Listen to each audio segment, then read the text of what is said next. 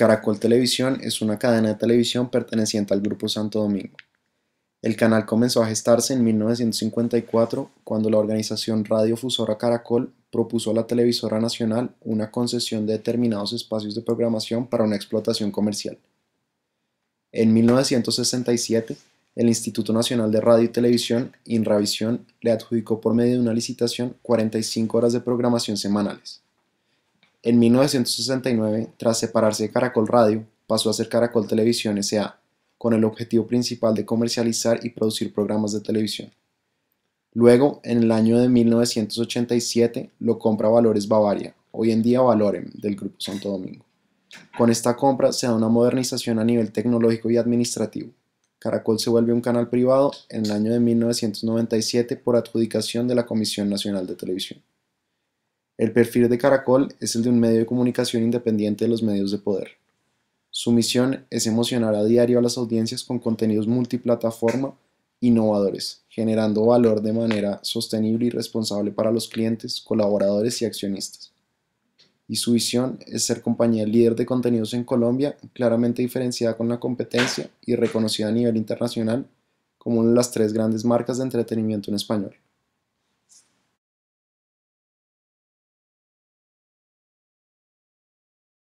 Son la responsabilidad, la credibilidad, el rigor periodístico y el compromiso con el país, en el caso pues, de Colombia, ¿no? Estos son como los valores esenciales.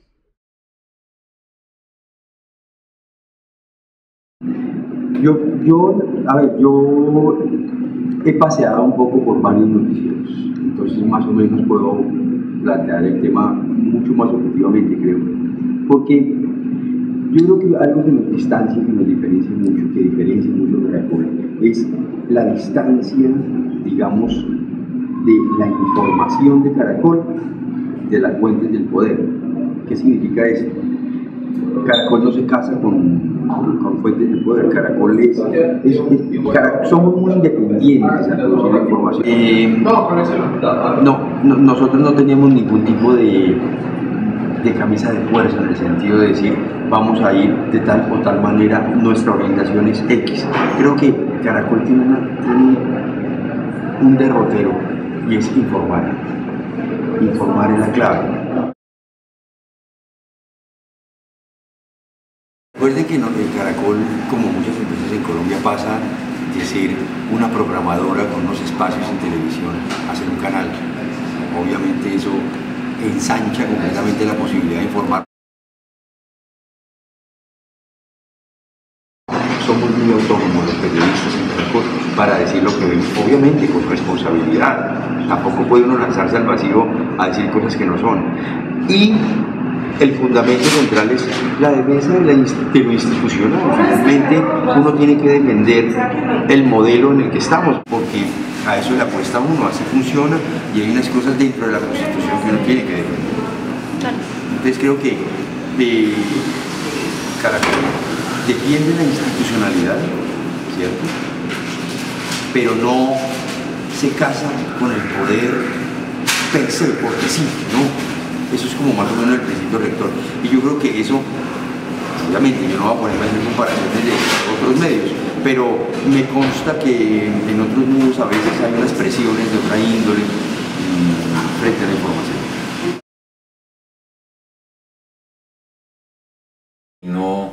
No ha llegado, no ha sucedido, dijéramos, que por presiones políticas nosotros dejemos de presentar información relevante. Con los medios. Siempre que yo voy a foros de estudiantes me dicen es que ustedes los periodistas de los grandes medios son el instrumento de la oligarquía, la burguesía, el poder político, económico y les sirven a esos grandes intereses.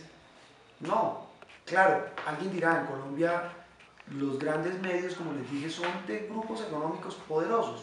Es que hacer televisión, hacer radio y hacer prensa es muy caro.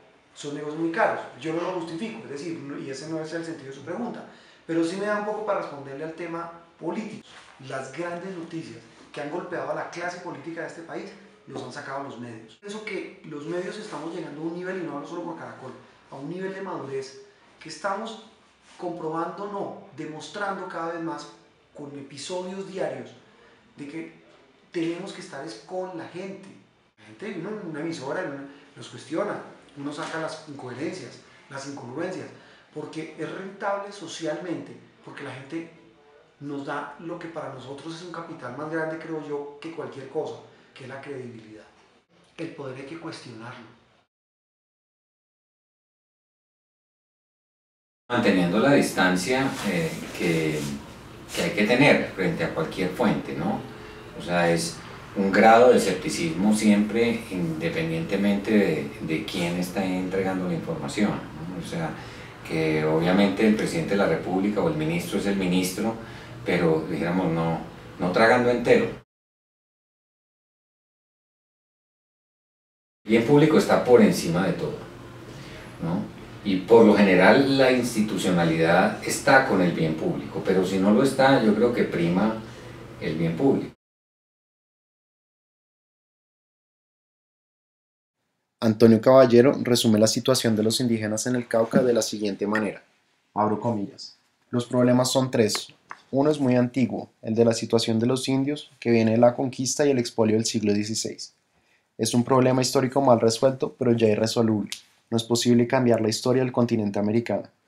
Otro es más reciente, aunque ya viejo, que empezó a manifestarse en su forma actual hace medio siglo. Es el problema de la existencia de la guerrilla armada, incubado por la inequidad y alimentado en los últimos 30 años por los dineros inagotables del narcotráfico. Y el tercer problema es el inmediato de la resistencia pacífica de los indios Nasa del norte del departamento del Cauca, región que es nudo estratégico a la vez del accionar guerrillero y contraguerrillero, y el narcotráfico, tanto desde el cultivo de la planta de coca como del traslado de la cocaína hacia las costas del Pacífico. Ese tercer problema es consecuencia de los dos anteriores y lo resume, y en él todas las partes tienen razón. Cierro comillas. Aquí tenemos un escenario en donde hay unos actores específicos. Por un lado está la Guardia Indígena, que dice, sálgase autoridad de este territorio, sálgase autoridades militares y policiales de este territorio.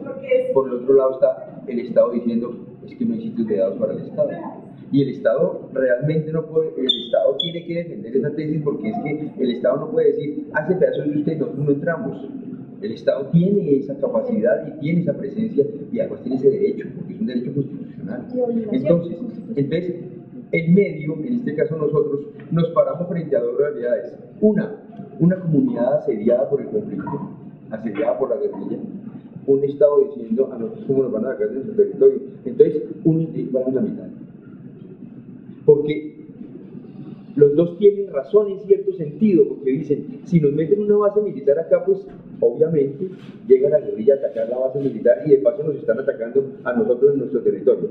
Yo lo que creo es que en este caso específico de ese conflicto en particular, hay un tema que no está resuelto y es el tema de autonomía indígena. ¿Hasta dónde llega? ¿La autonomía indígena implica que no llegue el ejército y la policía? Perdón, pero si puede llegar a tampoco.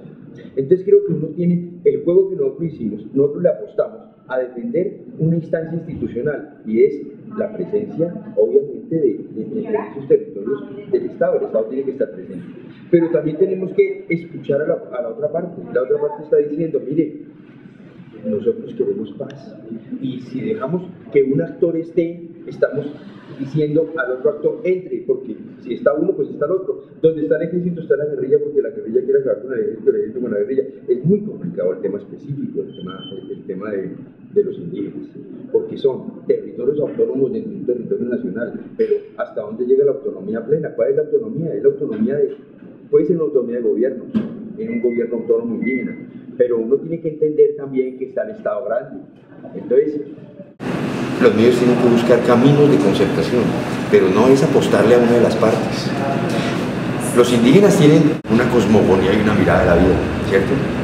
El Estado tiene una mirada que se la da a la Constitución porque el Estado tiene que entrar ahí. Nosotros, ¿qué podemos hacer ahí? Pararnos como en la mitad y decir, estas son las razones de los indígenas, estas son las razones del Estado, el camino que se sienten a hablar. El papel que juega el medio es una exigencia permanente y constante a los actores armados, sean los actores que sean, a respetar a los civiles. Es lo único. Yo creo que el papel nuestro, más allá de defender unas tesis que están sobre la mesa y que son todas constitucionales, que son las tesis que le planteo de Argentina y las tesis del gobierno, es la población civil.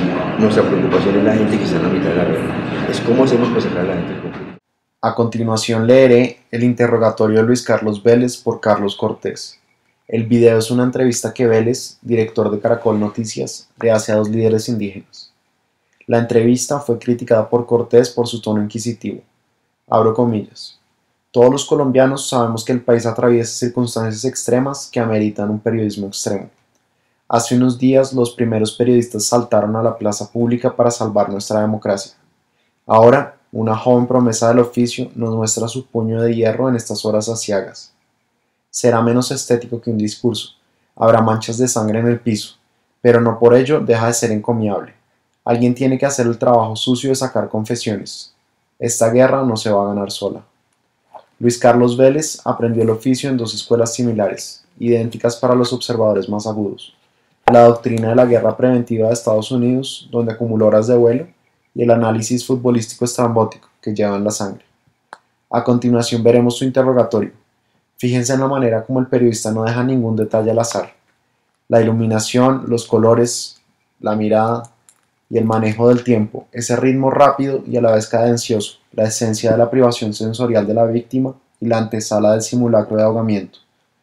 El video dura unos 7 minutos e incluye algunas glosas mías. Vale la pena que lo vean completo. Como los buenos interrogatorios, escala a medida que avanza. Cierro comillas. Y fuerza pública que conlleve a una tragedia humana como ya se prevé, si no afianzamos o si no desarrollamos un diálogo. Y vamos a desarrollar esas respuestas uno a una. Y les pido que las respuestas sean cortas porque el tiempo es corto en televisor. Senadora Virama, ¿cuál es su reacción ante estas imágenes? Bueno, yo pienso que esta situación es una situación muy delicada. Una situación que creo que frente a todos los procesos de defensa de los territorios indígenas, de defensa a los derechos que tienen los indígenas, finalmente, al no ser oídos, creemos que llegó ahí, pero lamentamos esta situación. Nosotros consideramos... Caracol Televisión fue el único medio presente todo el tiempo en el levantamiento indígena de julio pasado. Su cobertura de la noticia fue imparcial y mostró su independencia frente al poder político y económico, porque representó tanto a los indígenas como al gobierno. A pesar de esto, la entrevista de Luis Carlos Vélez, que no refleja esta imparcialidad pues es claramente gobiernista, es una entrevista que se hace a título personal y que no representa ni la misión ni la visión de Caracol Noticias.